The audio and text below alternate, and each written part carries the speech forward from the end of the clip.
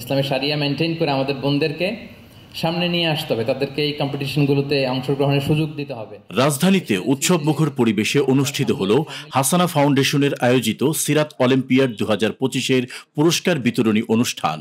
আজ সোমবার বিকেল 3টায় কাকরাইলস্থ ইনস্টিটিউশন অফ ডিপ্লোমা ইঞ্জিনিয়ার্সে এ অনুষ্ঠান অনুষ্ঠিত হয়। সারা দেশ থেকে প্রায় 20,000 প্রতিযোগী অংশ নেন এই প্রতিযোগিতায়।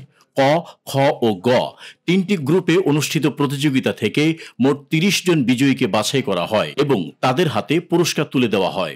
আমি প্রায় আমাদের বন্ধুদেরকে বলি যে আমাদের সিরা খুব বেশি বেশি পড়া দরকার, কারণ আমাদের জীবনে আমরা কখনো সুখে থাকি, দুঃখে থাকি, কষ্টে থাকি, আনন্দে থাকি। আমাদের অনেক আপস অ্যান্ড ডাউনস আছে জীবনে, অনেক স্ট্রাগল আছে আমাদের জীবনে। ঠিক অনুরূপভাবে আল্লাহ রাসূল সাল্লাল্লাহু আলাইহি ওয়াসাল্লামের জীবনও কিন্তু আপস অ্যান্ড ডাউনস ছিল। মাঝে মাঝে তিনি আনন্দে থাকতেন, কষ্ট পেতেন, স্ট্রাগল করতেন। তো সিরা পড়লে যেটা হবে, ওই স্ট্রাগলের মুহূর্তে উনি কীভাবে রেসপন্স করতেন, ওই সার্কামস্টেন্সকে তিনি কীভাবে ডিল করতেন, ওইটা আপনি জানতে পারবেন। অ্যান্ড ইফ ইউ স্টাডি সিরা very seriously, you will have much better understanding of Islam. ইসলামকে যদি আরও ভালো করে জানতে হয়, সিরা জানার আমাদের কোনো বিকল্প নেই।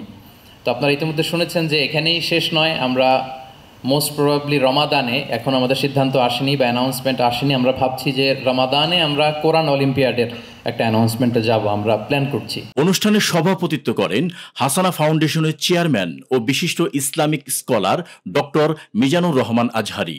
প্রধান অতিথি ছিলেন ধর্ম মন্ত্রণালয়ের উপদেষ্টা ডক্টর আফাম খালিদ হোসেন। সিরাতের আলোকে আমরা যারা সমাজ গঠন করতে চাই, আমরা যে স্বপ্ন লালন করি, আসুন না আপনি আমরা একসাথে আসি, একসাথে মিলিত হই, একসাথে আমরা অগ্রসর হই নতুন আলোর সন্ধানে।